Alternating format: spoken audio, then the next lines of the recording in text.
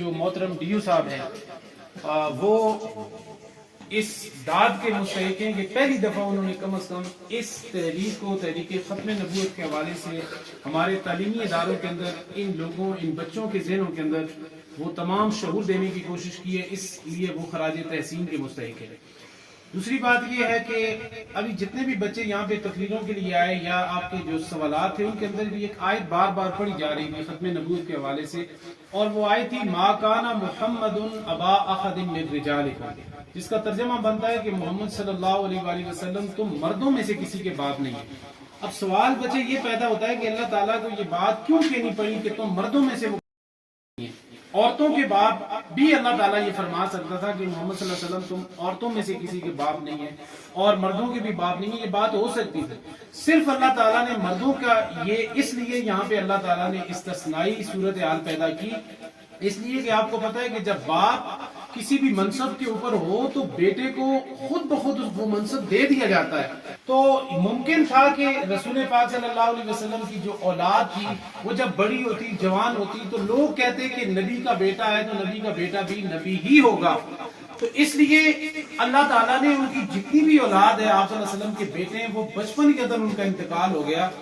اس لیے کہ اگر وہ بیٹے بڑے ہوں گے تو کل لوگ ان کو نبی کہیں گے، جبکہ نبوت کا دروازہ نبی صلی اللہ علیہ وسلم کے اوپر ختم ہو چکا ہے۔ پھر حضور پاک صلی اللہ علیہ وسلم کا ایک غلام تھا جن کا نام قرآن کریم کے اندر سورہ احزاب میں موجود ہے، حضرت زید بن حارثہ۔ یہ حضور پاک کا غلام تھا، کام کرتا تھا، اور یہ اتنا زیادہ حضور پاک صلی اللہ علیہ وسلم کے گھر پار کے ساتھ رہن سہن کے ساتھ اٹھنا بیٹھنا ہو گیا کہ لوگ ان کو زید بن حارثہ کے بجائے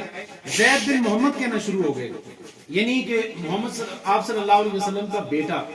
تو جب یہ بات عرب کے اندر مشہور ہوئی تو ممکن تھا کہ کل کو آپ صلی اللہ علیہ وسلم کے جو بیٹے تھے ان کا تو انتقال ہو چکا تھا بچپن میں،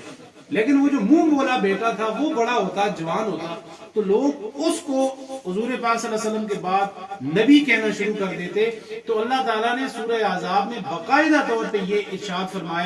فرمایا کہ یہ زید بن حارثہ کے بارے میں کہ یہ آپ صلی اللہ علیہ وسلم کا بیٹا نہیں ہے بلکہ یہ منہ بولا بیٹا ہے، اور خبردار تم اپنے بیٹوں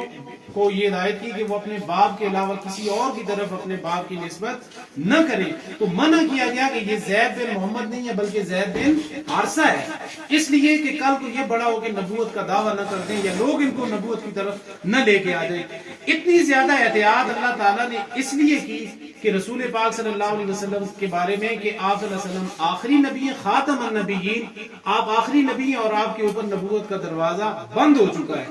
اگر کوئی بندہ نبی بن سکتا تھا، اگر نبی ہونے کا سٹیٹس کسی کے پاس موجود تھا تو وہ حضرت عمر بن خطاب، حضرت عمر فاروق رضی اللہ تعالیٰ عنہ تھے، جن کے بارے میں حضور پاک نے یہ فرمایا تھا کہ لو کان بعدی نبیا لکان عمر بن الخطاب رضی اللہ تعالیٰ عنہ، کہ اگر میرے بعد کوئی نبی ہوتا تو وہ حضرت عمر بن خطاب ہوتا، یعنی یہ ٹائٹل ان کو ملا اگر ہوتا تو وہ عمر جن کے بارے میں کہا جاتا ہے کہ 24 لاکھ مربع میل سے زیادہ جن کی سلطنت تھی، شیطان ان کے نام سے بھاگتا تھا، پوری سلطنت کے اندر عدل انصاف کرنے والے امیر المومنین کے بارے میں حضور یہ فرما رہے ہیں کہ وہ بھی نبی نہیں بن سکتا۔ تو آج ایک بندہ 1867-68 میں اٹھ کے اور انگریزوں کی غلامی کرنے والا بندہ، انگریزوں کے پاس کلرک کی نوکری کرنے والا یہ بندہ تھا جس کے بارے میں آج سارے سوالات آپ نے پڑھے، مرزا غلام احمد قادیانی، یہ ان کا کلرک کی نوکری کرتا تھا۔ کلرک کی نوکری کرتے کرتے اس کو شہرت کی فکر پڑ گئی، ترقی کی فکر پڑی، انگریزوں کے تلوے چاٹتے چاٹتے اس نے پھر آہستہ آہستہ سے ایک دعویٰ کیا کہ میں مسیح ہوں، پھر میں موعود ہوں، اور میں بروزی ہوں، میں ذلی ہوں، اور اس نے اتنا خطرناک قسم کا دعویٰ کیا ہے جس کے بارے میں آج کا دن یہ منایا جا رہا ہے کہ اس نے قرآن کریم کی ایک آیت ہے سورہ صف کی کہ من بعد اسمہ احمد کا لفظ اس کے اندر آتا ہے، یعنی حضرت عیسیٰ علیہ السلام نے اپنے جو ماننے والے تھے ان سے کہا کہ میرے بعد ایک نبی آئے گا، ان کا نام احمد ہوگا، تو جب وہ تمہارے پاس آئے تو تم نے اس کی تصدیق بھی کرنی ہے اور اس پہ ایمان بھی لانا ہے۔ یہ کس نے بات کی تھی؟ حضرت عیسیٰ علیہ السلام نے۔ حضور پاک صلی اللہ علیہ وسلم سے 500 سال پہلے حضرت عیسیٰ علیہ السلام آئے۔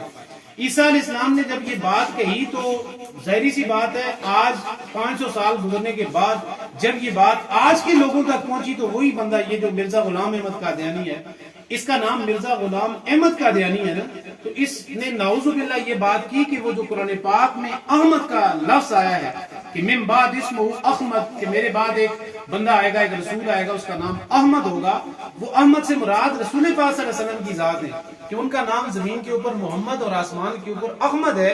حضور پاک اس سے مراد ہے۔ لیکن اس بدبخت اور ملعون نے یہ کہا کہ اس احمد سے مراد میں ہوں،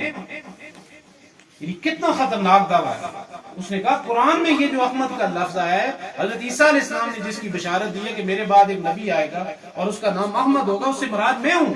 لہٰذا مجھے مانو اور مجھے اپنا نبی تصور کرو، اور میں حضور پاک کا سایہ بن کے آیا ہوں، یعنی اصل نبی حضور پاک ہی ہے لیکن میں ان کا سایہ بن کے آیا ہوں۔ بھئی اللہ تعالیٰ نے قرآن میں جب کہہ دیا خاتم النبیین کہ یہ نبی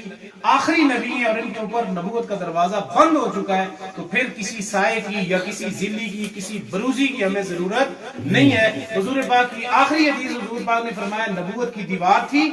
اور اس کے اندر ایک اینٹ کی جگہ خالی رہتی تھی، وہ اینٹ کی جگہ میں آیا اور میری وجہ سے اللہ تعالیٰ نے اس نبوت کی دیوار کو مکمل کر دیا ہے، اس لیے آج کے بعد کوئی نبی نہیں آ سکتا۔ آپ بچوں کو کل کسی موقع کے اوپر، آپ بڑے ہوتے ہیں، جوان ہوتے ہیں، آپ علاقوں کے اندر، شہروں کے اندر